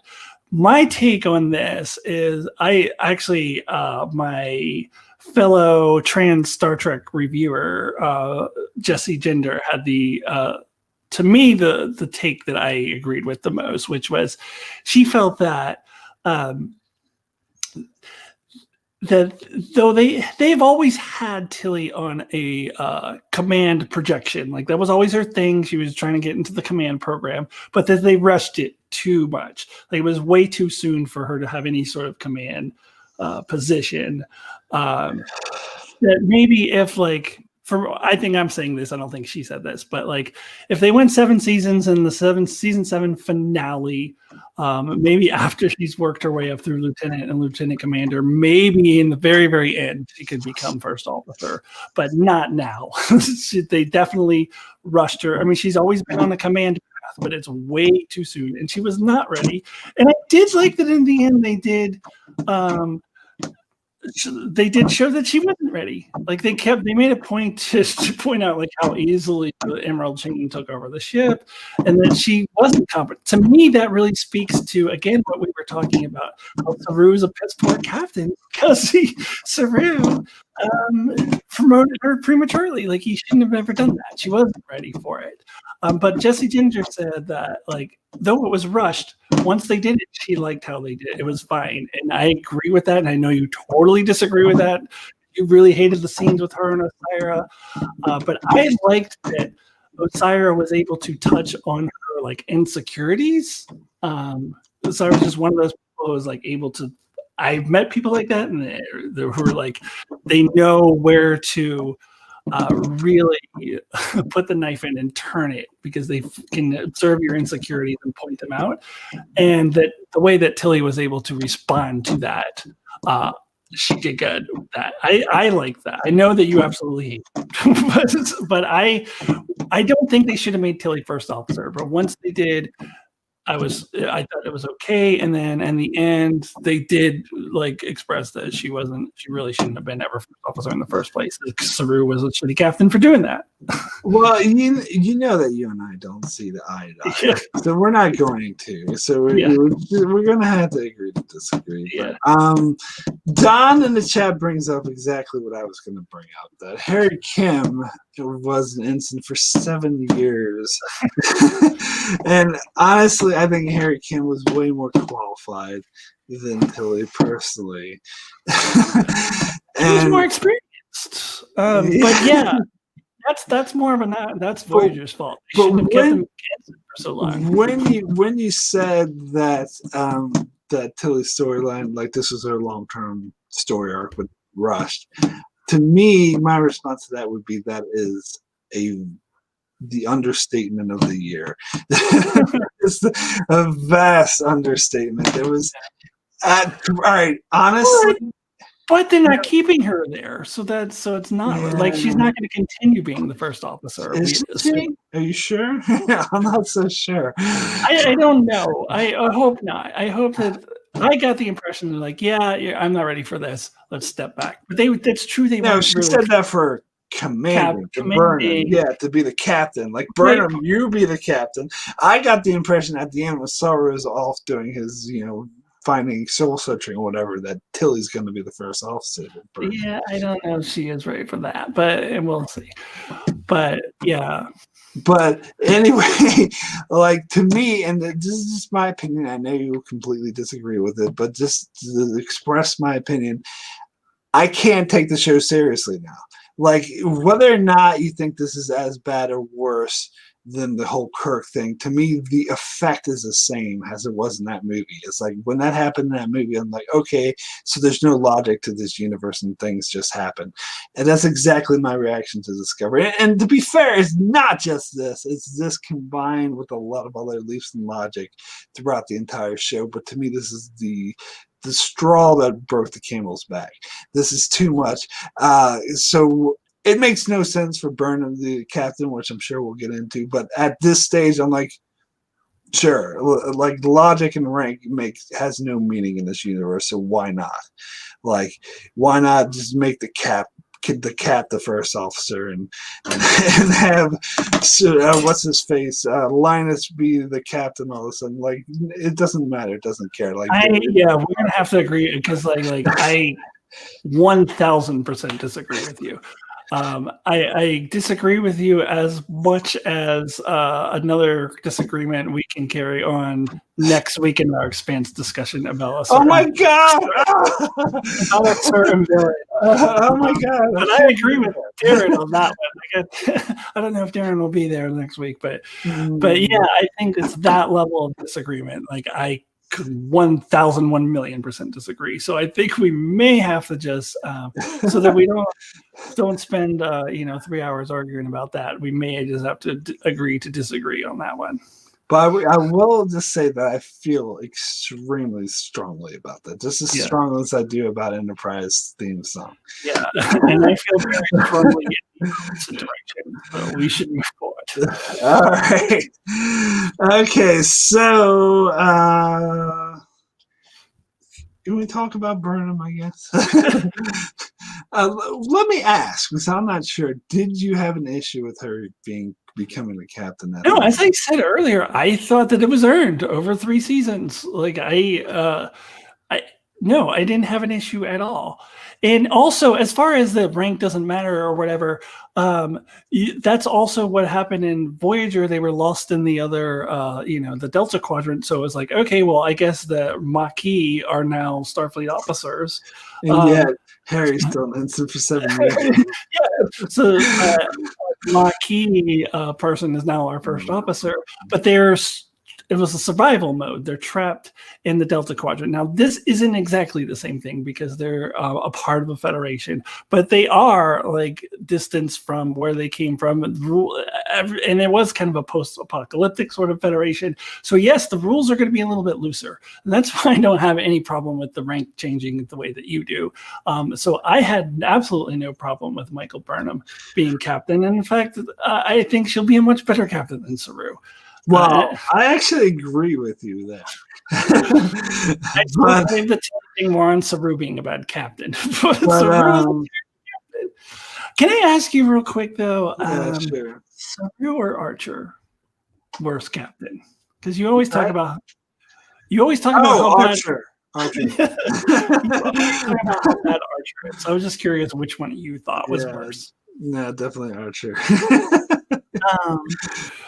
A lot of people are like, "Oh, but he was in the first captain," and I was like, "No, you can have someone from the 20th century do his job and know nothing about it. He can still he lacks common sense."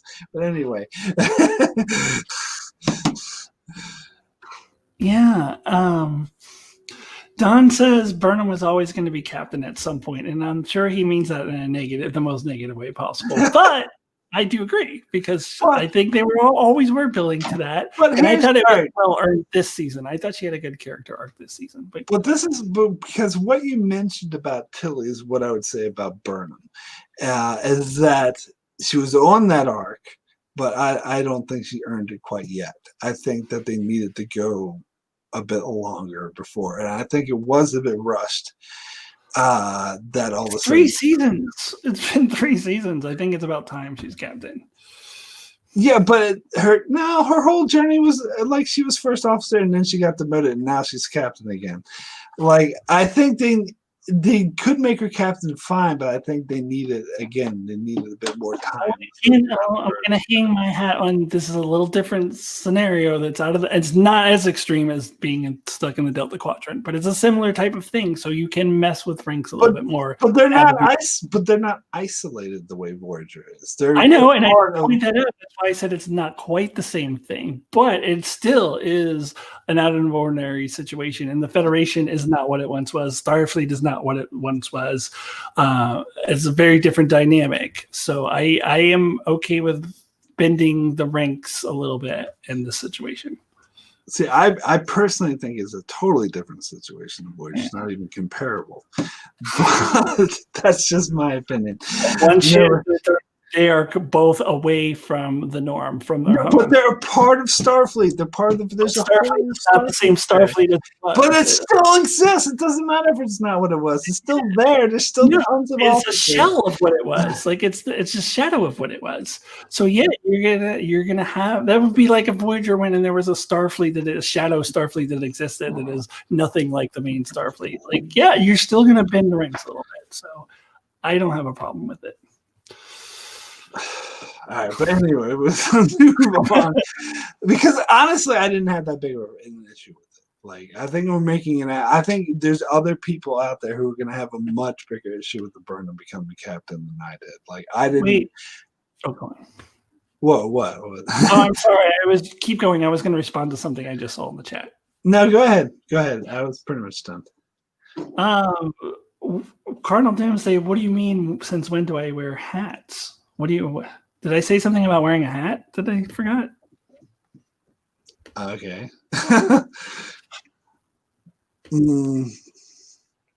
But yeah, anyway, as I was saying, like I actually don't have that big of an issue. I think but I do think it would have worked better had it been more of a long-term story arc. Yeah. But I'm sure there's other people who are going to be outraged that she's the captain. But I'm not outraged. Like I'm outraged about Tilly, but I'm not outraged about Burnham. Like I've heard one person, like one reviewer said, like I'm not even going to watch season 4 if Burnham's going to be the captain. I'm like, well, that's ridiculous.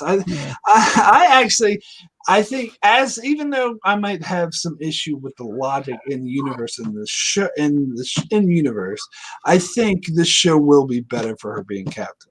I think that's what she should have been all along. Yeah, and I also liked that they put on the current uniforms at the end. I'm like, why didn't they do that before? Like, they were just saving it for the dramatic scene at the end. Da, da, da. Also, this is random, but like, I didn't understand why they went with the TOS theme song. It seemed like if they were going to do that, it should have been at the end of season 1 when they see the Enterprise, which maybe they did that then too. I don't remember. But why did they end the closing credits with the TOS theme song? That didn't seem to fit to me. But I did like. Oh yeah, that was really out of place. I didn't get that. But Mark, they could have gone. It's been a long. Get moving. Colonel Doomsday is gonna hate you now for saying. Yeah.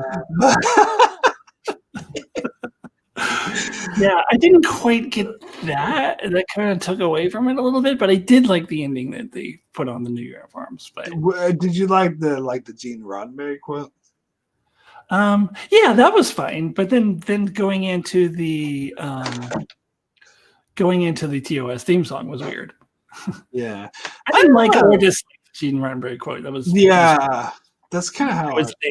It was there. Like, it seemed a little bit out of place to me, but I didn't hate it or anything. Yeah. It's just like, okay.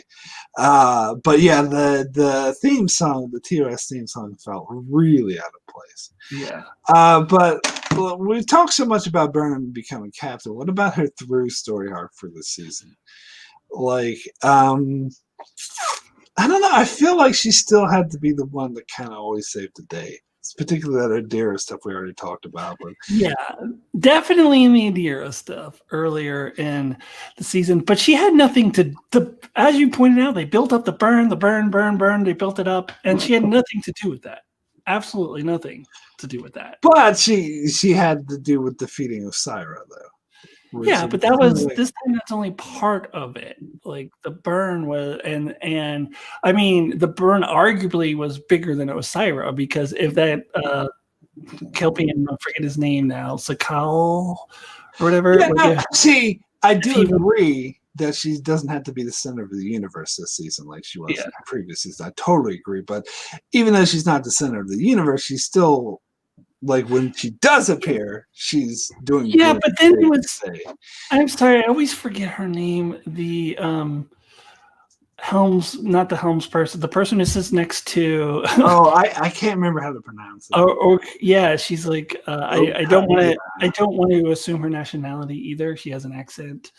I think they mentioned that she was from Africa before. They did mention she. Okay, I can't remember which country that is specifically. That character. Played a role too. Like she had to go and then the little robot thing helped her out by dragging her away. Which, by the way, I want to talk about the robots in a second. But like, so it wasn't 100% Burnham this time. Yes, she played a huge role in defeating Osira. That was the big thing. She defeated the big bad, but it wasn't like the only thing that saved them. Like there were multiple parts of it, and arguably the biggest thing of the season was the burn and preventing it from happening again, which she had nothing to do with. And even the thing that she did save, other people also played a role in it. So it wasn't just her. So it wasn't to me as bad. But it's like I agree. It's like I said, she's not the center of the universe like she was so much in previous seasons, which I agree is an improvement. But Owo, Cardinal Doomsday says Owo. Owo, yeah. That's how you pronounce it. But I don't know, like her whole Die Hard routine. I mean, kind of liked it, but sometimes it was a bit too much. I mean, she even like lost her shoes. Thought she was gonna step on broken glass. And her interactions with that, whatever his name was like. Oh God, I hate that fucking guy. It was exactly like. I thought she was gonna say like "Yippee-ki-yay, motherfucker." Yeah. Go ahead. The space people says Owoskuen. It's her full name, Owoskuen. If I'm probably pronouncing it totally wrong, but yeah. But yeah, I hate that guy and how he like appeared in episode 2 and he went off to die in the desert. But it was like, oh, I'm back, and he just happens to be working for Osira and being the second hand on Discovery.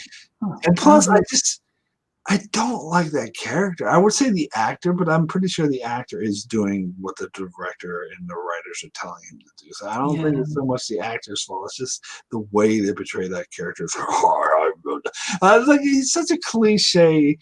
I just hate him. Like every time he appeared on screen, I was just like, Yeah, I was not. I mean, I didn't get that feeling every time he appeared on screen, but I was also not a huge fan of him either. So, all right. So the space people phonetically put it out for me. Owo Shakun. Owo Shakun. Owo Shakan. Owo Shakun. All right. Well, anyway. Raccoon. Owo Shakun, it looks like. Yeah, Owo Shakun. We'll figure this one out. Yeah, I wanted to talk about those robots because they were disappointing. You agree with me? That's a massive disappointment. Yeah, I loved the ending of the previous episode, and then it was like too. They just kind of went.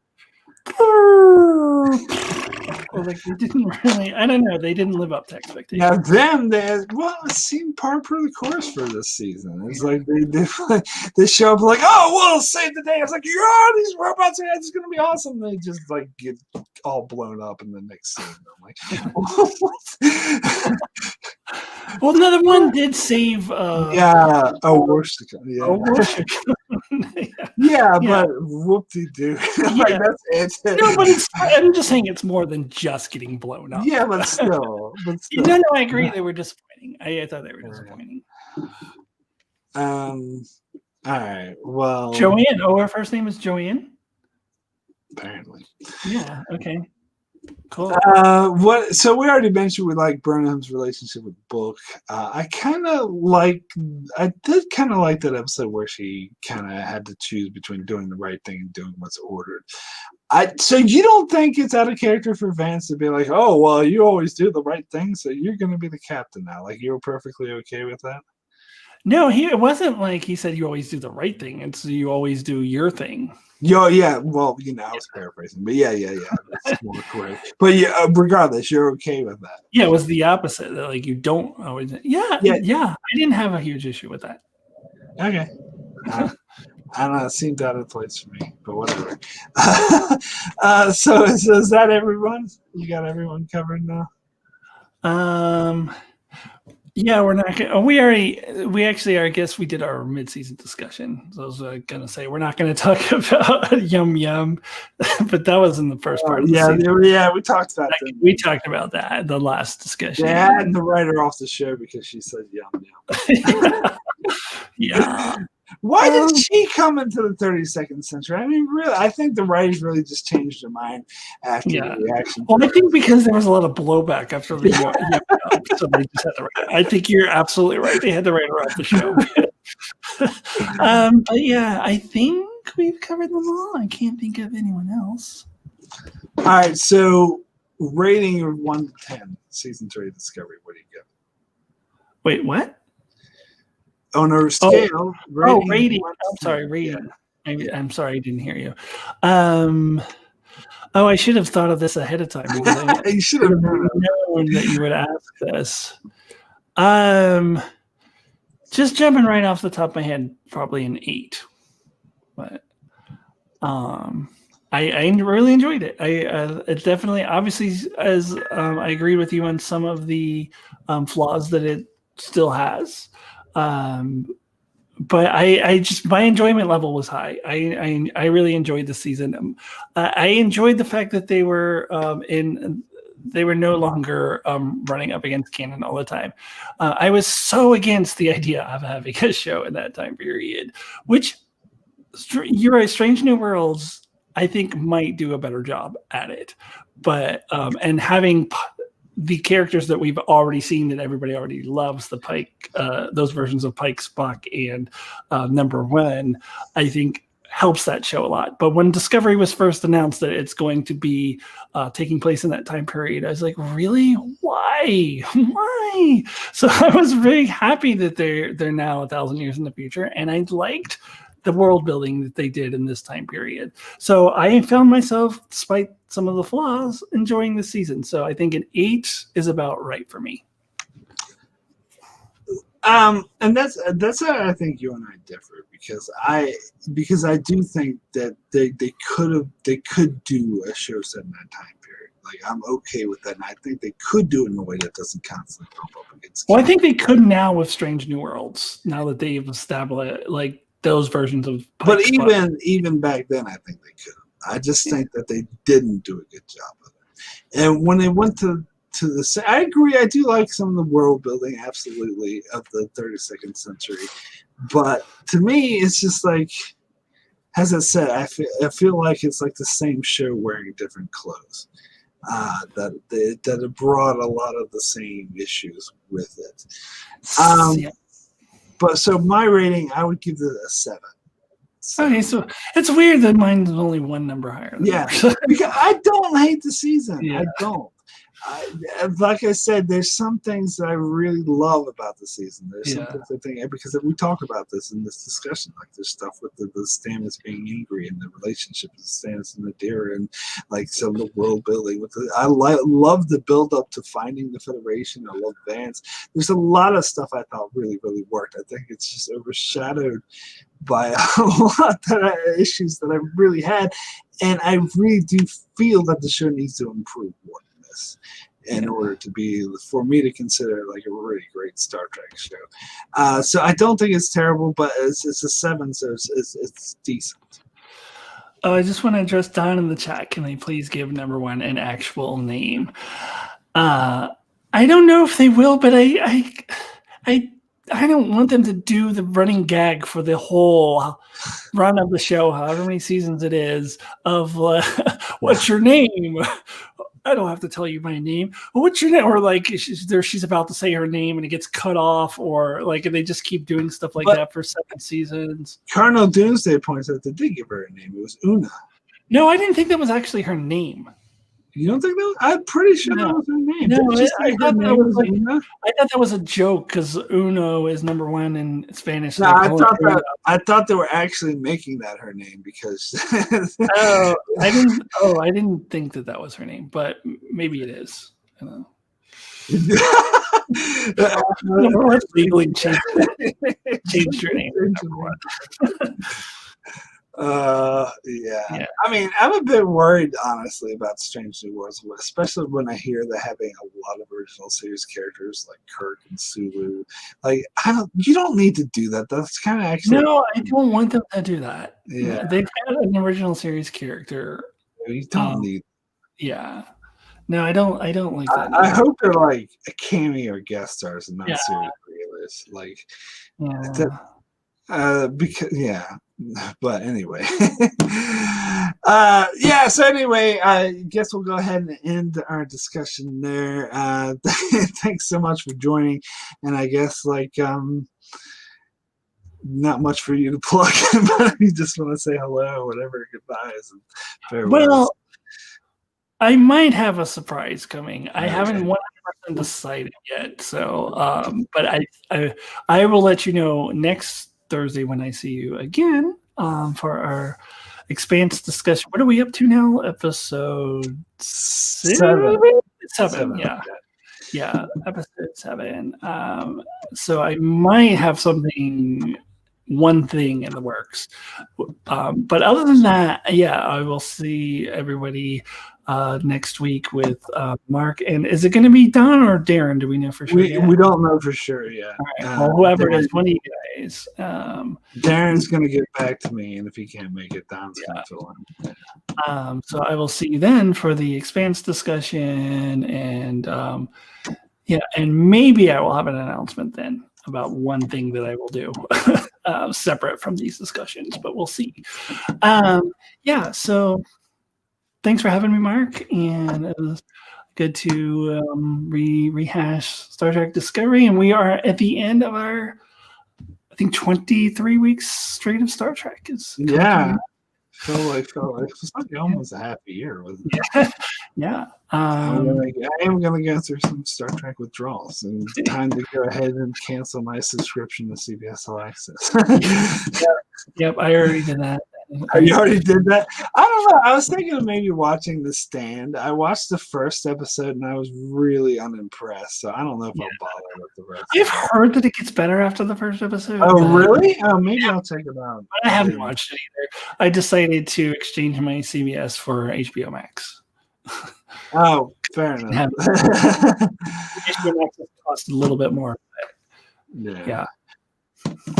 So anyway, if you're finding me for the first time, my name is Mark. My channel is Enchantment of Eternity. I cover all sorts and all kinds of Star Trek on my channel randomly, and also cover other shows like The Expanse, which I am doing a live discussion for every week, as Alyssa joins me sometimes for those, and also my reviews of The Expanse, and also covering other shows like Breaking Bad and The Outer Limits. So be sure to check out my channel for all of that. And thanks so much for everyone for joining the Space People, Matthew Ross, Colonel Doomsday, J Cameron, whatever, 99.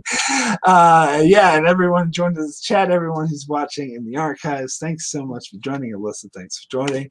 And we will see you all. Oh, before I go, I gotta show this off. You probably didn't notice, and this sucks that it's so far in the background you can't see it.